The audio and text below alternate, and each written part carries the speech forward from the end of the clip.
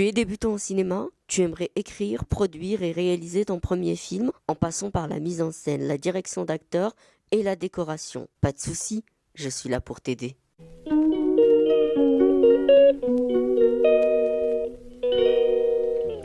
La première étape dans la réalisation d'un film, c'est évidemment l'idée, le brainstorming. On peut avoir des millions et des millions d'idées pour un film, mais attention, toutes les idées ne sont pas bonnes pour en faire des films. Cela ne veut pas dire que l'idée est mauvaise, tout au contraire, cela veut juste dire qu'il faut réadapter l'idée. Donc étape 1, l'idée. Imaginons que vous voulez créer une histoire sur un pirate célèbre. Moi, ce que je peux vous conseiller, c'est de commencer par pitcher votre idée. C'est quoi le pitch? Le pitch, c'est tout simplement le résumé de votre film en 5-6 lignes. Première des choses, vous devez poser le contexte. Introduire notre personnage, savoir où il est et son objectif. Exemple, revenons sur notre histoire de pirate. Vous pouvez dire Flint, un pirate fidèle à la couronne d'Espagne, vogue sur toutes les mers à la recherche d'un trésor qui lui permettra de devenir chevalier sous le règne de Charles Quint. Maintenant, comme toute bonne histoire, il nous faut un élément déclencheur. Parce que c'est ce qui va permettre à votre personnage de sortir des sentiers battus. Je vous propose ce genre d'élément déclencheur.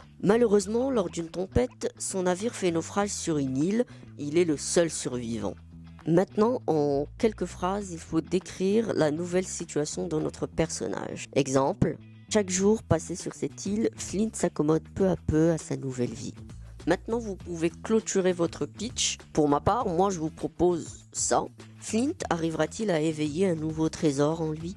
Voilà comment la fin d'un pitch doit être conçue. C'est soit vous mettez carrément ce qui va se passer à la fin, soit vous laissez supposer à votre lecteur une direction que va prendre votre personnage. Voilà, il y a des règles pour tout et vous pouvez choisir à un moment donné de toutes les enfreindre, bien sûr, en les justifiant. À part si vous êtes pété de thunes.